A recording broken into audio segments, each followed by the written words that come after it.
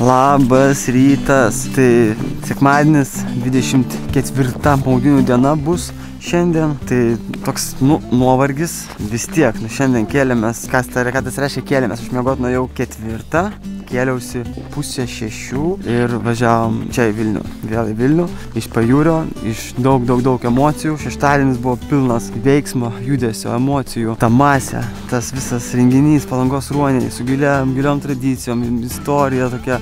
Labai smagu tame būti, prie to prisidėti, tą daryti, tęsti tas tradicijas, kurias pradėjo kažkada tai kiti žmonės. Sveikuoliai ten prieš 30-40 metų organizuodavo tos maudynės. Jos tiesiog reikia tą tęsti, palaikyti, kažką tai naujo įnešti. Tokias turim tradicijas, Lietuvos ruonių tradicijos. Tai visiems sveikinimai, kas dalyvavot, kas buvot, palaikėt, prisidėjot, nes mačiau, būtų galima čia dėti dabar irgi daug nuotraukų, video iš visokių tokių, kaip čia pasakyti gražiai, aš nežinau, galvojau šitą temą liest ar nelies, bet tie, kur kalevčikai tokie, kur, žinot, atvažiuoja į renginį ir jie nesusimoka.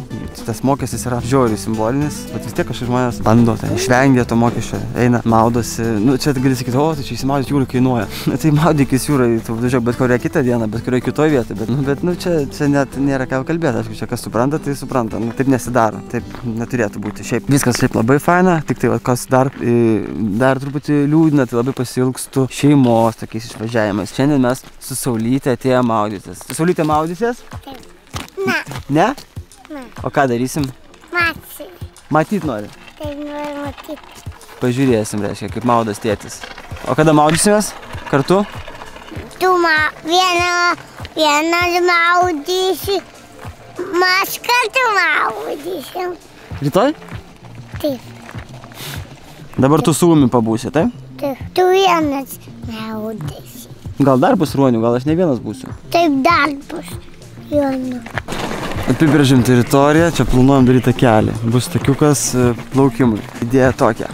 Nuo tų kapetėlių įlipam čia į vandenį ir plaukiam į krantą. Čia bus metrų nežinau kiek, paskaičiuosim kada prie progos, bet pati idėja, kad treniruotis ir testuoti save plaukime. Matyt, kaip tavo kūnas jaučiasi, reaguoja į slystantį vandenį, į plaukiantį vandenį.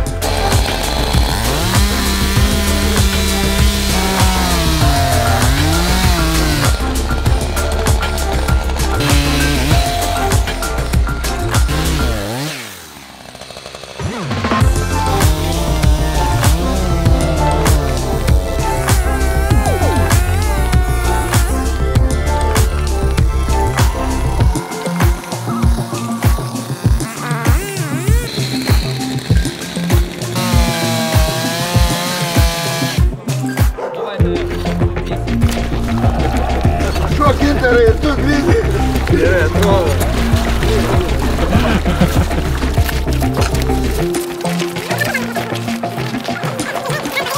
Čia matyti veidai iš interneto platybių. Matyti iš tolimosios šiaurinės Norvegijos. Trumpai prieš kelis metus nustatyta fibromialgija ir pradėjau maudytis ir man padeda. Dar trumpai, kas yra fibromialgija? Fibromialgija yra chroniškas raumenų ir sąnarių skausmas. Nepagydomas dėja. Aš buvau išsikėlus savo iššūkį, pažiūrėti, kiek mano kūnas gali. Aš maudžiausi metus nuo balandžio iki kitų metų balandžio, kiekvieną dieną, neskaitant audrų, migrenų, temperatūrų, noriu, nenoriu, kiekvieną dieną. Atrodo, davėm Gintarui statyti, ne Gediminui, bet pastatė Gedimino stulpus. Jo. Daug žmonių, Saulytė nori būti ant rankų. Plaukimų dar neatidarėm, bet takelį jau padarėm. Tuoj kažkas ir pirmas plauks. Treniruotis. Galim paskaičiuoti plius, minus, kiek čia yra metrų. 7, 8, 9, 10, 11, 20. Apie 20 metrų. Paskui jau dugną sieksim. Tai paskui gal dar padarysim ir dar 5 dapjausim.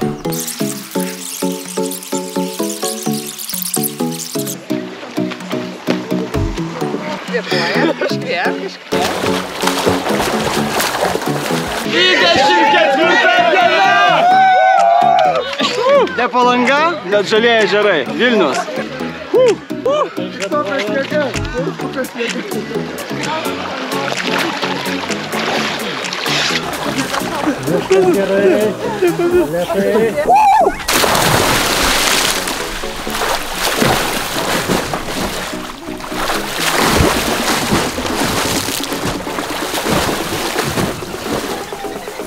Darykite iššūkis savo, pirmiausiai savo.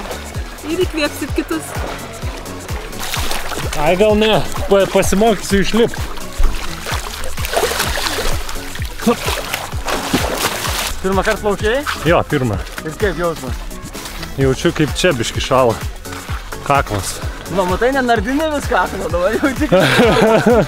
Nepripratinau, bet šiaip all good. Žiauriai smagu, labai sunku atsikelt, atvažiuot, bet kai atvažiuoju labai gerai pasikrauniu visai dieną energijos. Nu tobulą, norisi važiuoti ir važiuoti. Ir labai bijau, kad baigsis šita žiema. Pirmą kartą nenoriu, kad baigtus ir kad neliks akėties. Liūdna. Pirmą kartą. Nu kaip tu? Kaip tu? Gerai? Viskas gerai. Ryžto pastoviai visus jūsų įrašus. Tai tikrai įkvėpia. Pirmą kartą? Jo, štai taip. Ir kaip buvo? Gerai, gal bus šalčiau. Galvoj bus šalčiau? Šalčiau galbūt. Tas sunkiausias su čia susitaikyt. O toliau. Nes ką nors iššūkį. Pijui ir Rokui tada, Petravičiam. Atvažiuokit, blogiau nebus. Pasiruošęs jau plaukimui? Tai jo, treniruojuosi baseine ir dabar čia bus gerai. Bus veiksmo, bus įdomiau. Aš šiandien pagalvojau, kad aš metu iššūkį savo vaikams, nes atsikėlė šiandien piktos, kaip nežinau, 2 hienos ir aš tokia pasidariau nuo jų, tai žodžiu. Tai va, Mėta ir Milė, varykite į eketę, kad nebūtų tokių sekmadienių daugiau. Blemba.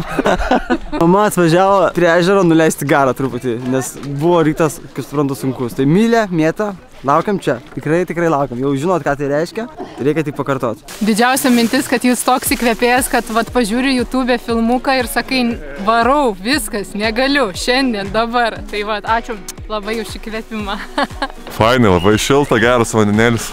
Fainai, tikrai. Kaip Egiptas, skaičiuojame Egiptus, galvoju, biški lengviau būna tada. Noro kažkaip mažai, truputėlį nėrus, plaučius, jos, stumia šiek tiek, bet šiaip labai smagu. Maniau, kad bus blogiau. Pirmam kartu taip, antrą kartą jau bus kiti pasirimai.